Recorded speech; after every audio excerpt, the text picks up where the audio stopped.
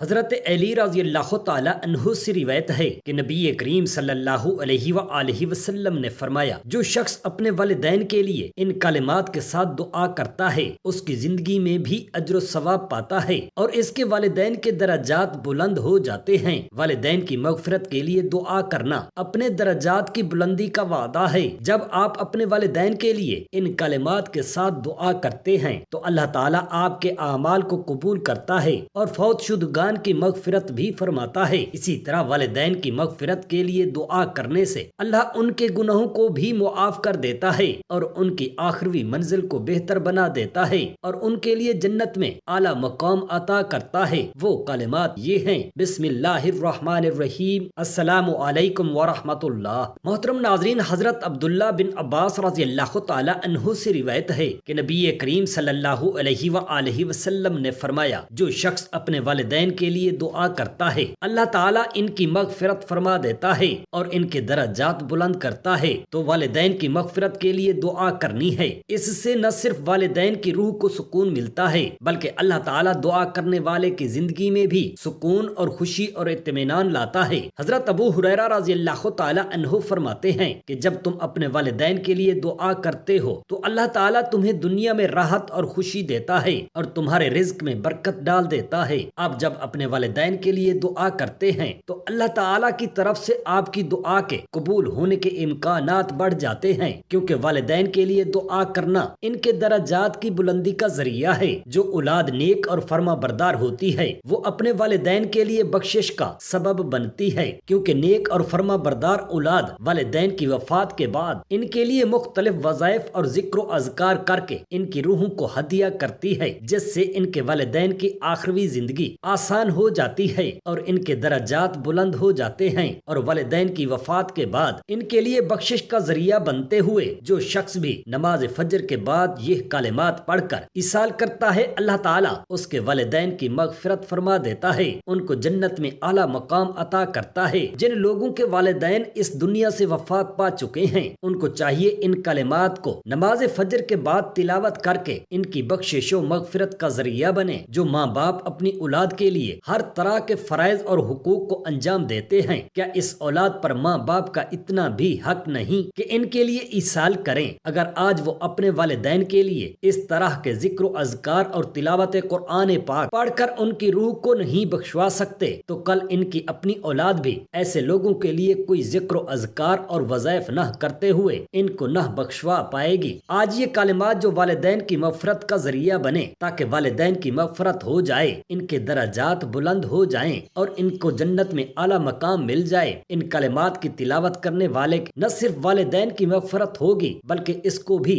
دنیا کی ہر قیمتی چیز ملے گی جس کی وہ تمنا کرتا ہے۔ محترم ناظرین، جنت ایک ایسی شاندار اور بے مثال جگہ ہے جو اللہ تعالیٰ نے ایمان والوں کے لیے بنائی ہے، اور اس میں ایسی ایسی نعمتیں رکھی ہیں جو نہ کسی آنکھ نے دیکھی، نہ کسی کان نے سنی اور نہ ہی کسی کے دل میں اس کا خیال گزرا۔ جنت کے بارے میں جو کچھ بیان کیا جاتا ہے وہ صرف سمجھانے کے لیے ہوتا ہے۔ دنیا کی اعلیٰ ترین چیز کا بھی جنت کی کسی نعمت سے کوئی مقابلہ نہیں، لیکن اب سوال یہ ہے کہ کیا انسان کی نہ ختم ہونے والی زندگی میں بھی ہمارے یہ اہم اور پاکیزہ رشتے کیا ہمارے ساتھ ہوں گے؟ یعنی جنت میں یہ سوال اکثر ہمارے ذہنوں میں آتا ہے کہ اس دنیا میں سب سے عظیم رشتہ ہماری ماں کا ہے، یعنی ہماری ماں کا جنت میں بھی ہمارے ساتھ ہوگی۔ یہ احادیث مبارکہ کی روشنی میں اس سوال کا جواب تلاش کرتے ہیں۔ احادیث پاک میں ہے کہ جب کوئی روح علیم میں پہنچتی ہے تو وہاں پر موجود روحیں اس سے ملنے آتی ہیں اور دنیا میں اپنے رشتہ داروں کے بارے میں معلوم کرتی ہیں۔ اسی طرح سے جب کوئی انسان مرنے کے بعد میں پہنچتا ہے تو اس کے رشتہ دار اس سے ایسے ملتے ہیں جیسے کسی دور دراز سے آنے والے مسافر سے ملاقات کی جاتی ہے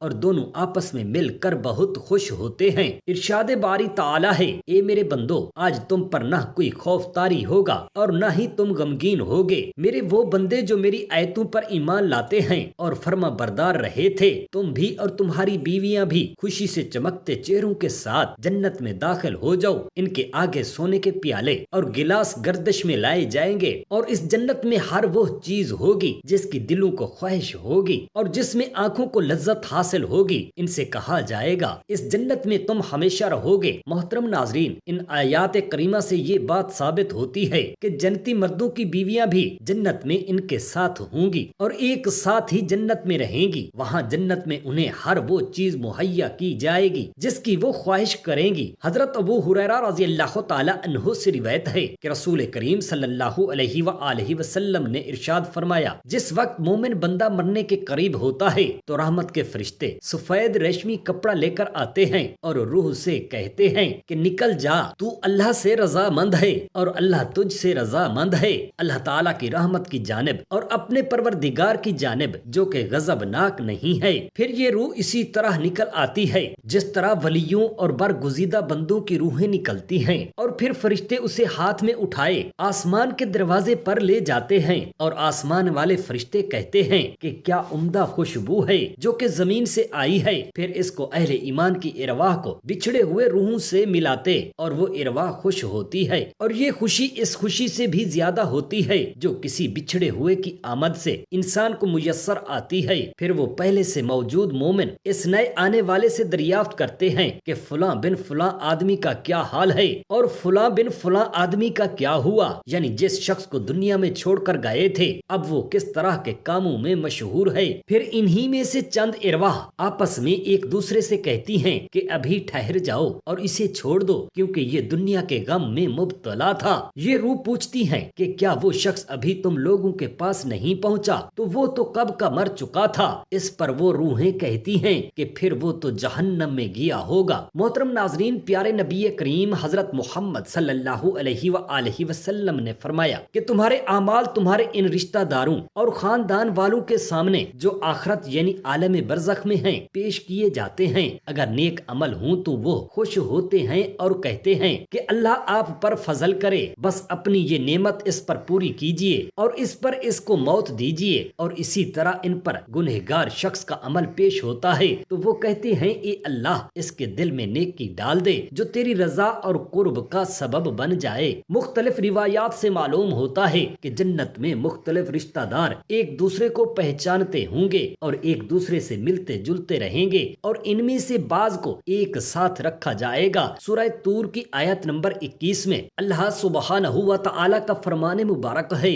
और जो लोग ईमान लाए और इनकी औलाद ने भी ईमान में इसकी पैरवी की तो इनकी औलाद को हम इन्हीं के साथ शामिल कर देंगे और इनके अमल में किसी चीज की कमी नहीं करेंगे। हजरत इब्ने अब्बास रज़ी अल्लाह तआला अन्हु से मरवी है कि बेशक अल्लाह मोमिनों की आंखों को ठंडा करने के लिए उसकी औलाद को इनके असल मकाम बुलंद करके इसके पास इसके दर्जे में पहुंचा देंगे, अगरचे ये औलाद अपने आमाल के एतबार से इस दर्जे तक न पहुंचती हो। फिर आप सल्लल्लाहु अलैहि वसल्लम ने ये आयत करीमा तिलावत फरमाई, तर्जमा, और जो लोग ईमान लाए हैं और इनकी औलाद ने भी ईमान में इसकी पैरवी की, इससे मालूम होता है कि इंसान की औलाद को उसके मुताबिक इनके साथ ही रखा जाएगा। जो लोग जन्नत में जाएंगे तो यकीनन ये वो लोग होंगे जिन्होंने इस दुनिया में नेक आमाल किए होंगे, जबकि ऐसे लोग भी होंगे जिन्होंने गुनाह किए होंगे लेकिन अपने गुनाहों पर शर्मिंदा होकर इस दुनिया में ही अल्लाह पाक से मुआफी मांग ली होगी और सिद्ध के दिल से तौबा व इस्तगफार कर लिया होगा तो अल्लाह पाक इनको मुआफ फरमाकर जन्नत में दाखिल फरमाएगा, जहां अल्लाह ताला इनकी ख्वाहिश पूरी फरमा देगा। और यकीनन इनकी ख्वाहिश में से एक ख्वाहिश ये भी होगी कि दुनिया में इससे जो भी गुनाह सरजद हो चुके हैं, ये कोई गुनाह हमारे आमाल इसलिए किए हूँ तो इससे वो तमाम आमाल भुला दिए जाएंगे, क्योंकि जन्नत अमन और सुकून की जगह होगी जहाँ मनफी ख्यालात और गम व गुस्सा की कोई गुंजाइश न होगी और एक मोमिन और जन्नती के लिए हर तरफ खुशहाली ही खुशहाली होगी। जैसा कि सूरह बकरा की आयत नंबर 25 में इरशाद बारी ताला है, तर्जमा, और जो लोग ईमान लाए और नेक अमल करते रहे तो इनको खुशखबरी सुना दो कि इनके लिए जन्नत के बाग में से जिनके नीचे नहरें बह रही हैं, जब इन्हें इनमें से किसी किस्म का मेवा खाने को दिया जाएगा तो कहेंगे ये तो वो ही है कि हमको पहले बताया गया था, और इन्हें एक दूसरे के हम शक्ल भी दिए जाएंगे और वहाँ इनके लिए पाक बीवियां होंगी और वो जन्नत में हमेशा रहेंगे। मोहतरम नाजरीन, एक और हदीस पाक है कि रसूलुल्लाह सल्लल्लाहु अलैहि वसल्लम ने फरमाया, जब अहले जन्नत जन्नत में दाखिल हो जाएंगे और इनमें से किसी को अपने भाइयों और रिश्तेदारों से मिलने की ख्वाहिश होगी तो इसका बिस्तर इसे उड़ा कर इनके बिस्तरों के बराबर पहुंचा देगा और फिर दोनों तकिया लगाकर दुनिया में गुजरे हुए दिनों के کے بارے میں باتیں کرنے لگیں گے۔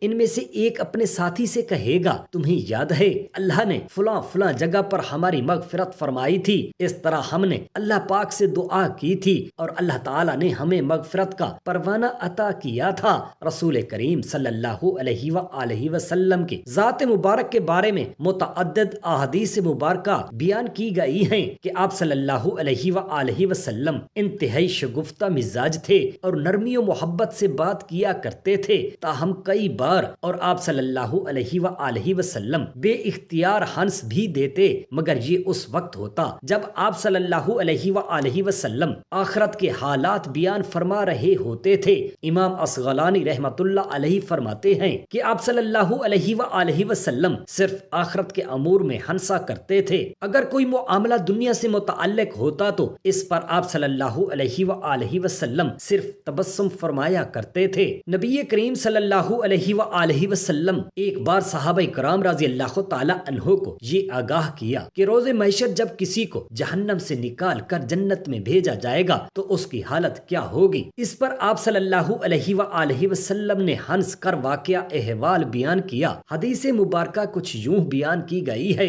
حضرت عبداللہ بن مسعود رضی اللہ تعالی عنہ سے روایت ہے کہ حضور نبی کریم صلی اللہ علیہ وآلہ وسلم نے فرمایا، مجھے اچھی طرح معلوم ہے کہ سب سے آخر میں جہنم سے کون نکالا جائے گا یا سب سے آخر میں کون جنت کے اندر داخل ہوگا۔ یہ آدمی اپنے جسم کو گھسیٹتا ہوا جہنم سے باہر نکالے گا، چنانچہ اللہ تعالیٰ اس سے فرمائے گا، جا جنت میں داخل ہو جا۔ وہ جنت میں داخل ہوگا تو اسے گمان گزرے گا کہ شاید یہ جنت بھری ہوئی ہے، چنانچہ وہ واپس لوٹ کر عرض گزار ہوگا، اے رب کریم وہ تو جنت بھری ہوئی ہے۔ بس اللہ تعالیٰ اس سے فرمائے گا، جا جنت میں چلا جا، لہٰذا وہ جنت میں داخل ہوگا۔ جنت میں جا کر اسے پھر گمان گزرے گا کہ شاید یہ بھری ہوئی ہے، بس وہ واپس لوٹ کر پھر عرض کرے گا، میں نے تو بھری ہوئی جنت پائی ہے۔ اللہ تعالیٰ فرمائے گا، جا اور جنت میں داخل ہو جا، کیونکہ تیرے لیے جنت میں دنیا کے برابر بلکہ اس سے 10 گنا زیادہ حصہ ہے، یا فرمایا تیرے لیے 10 دنیاوی کے برابر حصہ ہے۔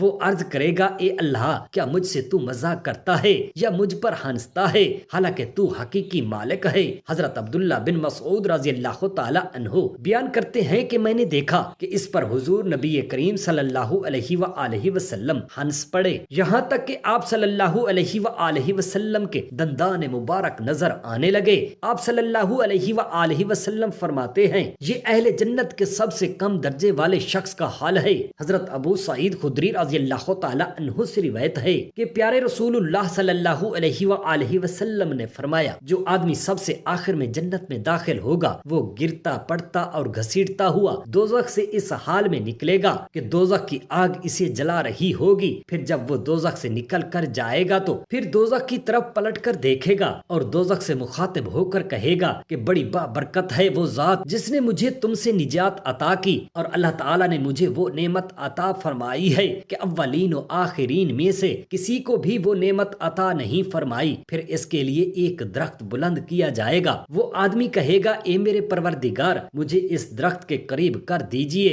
تاکہ میں اس کے سائے کو حاصل کر سکوں اور اس کے پھلوں سے پانی پیوں۔ اللہ تعالیٰ فرمائے گا، اے ابن آدم اگر میں تجھے یہ دے دوں تو پھر اس کے علاوہ اور کچھ نہیں مانگے گا۔ وہ کہے گا، نہیں میرے پروردگار۔ اللہ تعالیٰ اس سے اس کے علاوہ اور نہ مانگنے کا معاہدہ فرمائیں گے۔ اللہ تعالیٰ اس کا عذر قبول فرمائیں گے، کیونکہ وہ جنت کی ایسی ایسی نعمتیں دیکھ چکا ہوگا کہ جس پر اسے صبر نہ ہوگا۔ اللہ تعالیٰ اسے اس درخت کے قریب کر دے گا، وہ اس کے سائے میں آرام کرے گا اور اس کے پھلوں کے پانی سے پیاس بجھائے گا۔ پھر اس کے لیے ایک اور درخت ظاہر کیا جائے گا جو پہلے درخت سے کہیں زیادہ خوبصورت ہوگا۔ وہ آدمی عرض کرے گا، اے میرے پروردگار مجھے اس درخت کے قریب فرما دیجئے تاکہ میں اس کا سایہ حاصل کر سکوں اور اس کا پانی پیوں، اس کے بعد میں اور کوئی سوال نہیں کروں گا۔ اللہ پاک فرمائے گا، اے ابن آدم کیا تو نے مجھ سے وعدہ نہیں کیا تھا؟ کیا تو مجھ سے اور کوئی سوال نہیں کرے گا؟ اور اب اگر تجھے اس درخت کے قریب پہنچا دیا تو پھر تو اور سوال کرے گا؟ اللہ تعالیٰ پھر اس سے اس بات کا وعدہ لیں گے،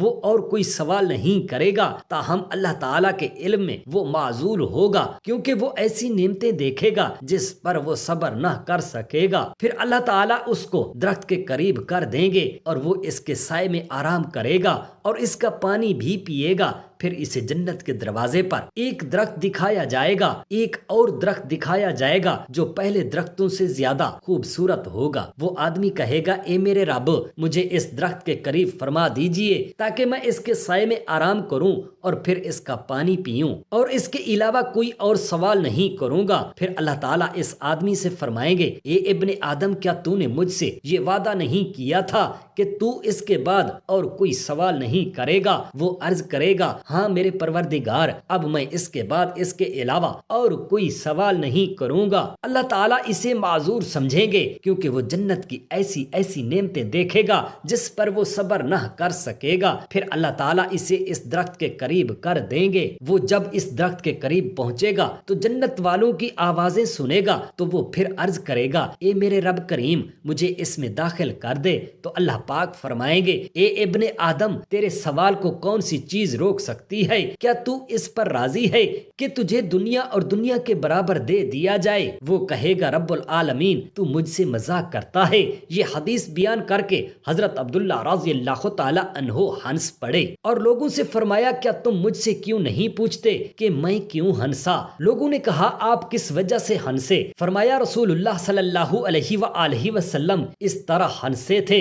فرمایا اللہ رب العالمین کی ہنسنے کی وجہ سے جب وہ آدمی کہے گا کہ آپ رب العالمین ہونے کے باوجود مجھ سے مذاق فرما رہے ہیں، تو اللہ پاک فرمائیں گے کہ میں تجھ سے مذاق نہیں کرتا مگر جو چاہوں کرنے پر قادر ہوں۔ بحوالہ صحیح مسلم حدیث نمبر 463۔ حدیث نبوی ہے مرنے کے بعد مردے کو 3 چیزیں فائدہ پہنچاتی ہیں۔ نمبر 1 صدقہ جاریہ، نمبر 2 پھیلایا ہوا علم، اور نمبر 3 صالح اولاد کی دعائیں۔ حضرت جہم رضی اللہ تعالی عنہ اللہ کے محبوب دانائی غیوب صلی اللہ علیہ وآلہ وسلم کی خدمت میں حاضر ہوئے اور عرض کی یا رسول اللہ صلی اللہ علیہ وآلہ وسلم، میرا ارادہ ہے کہ میں آپ صلی اللہ علیہ وسلم کے ہمراہ جہاد میں شرکت کروں اور اسی لیے آیا ہوں کہ آپ صلی اللہ علیہ وآلہ وسلم سے اس معاملہ میں مشورہ لوں، فرمائیے کیا حکم ہے؟ حضرت محمد مصطفیٰ صلی اللہ علیہ وسلم نے ان سے پوچھا تمہاری والدہ زندہ ہے؟ حضرت جہم رضی اللہ تعالی عنہ نے کہا جی ہاں زندہ ہے۔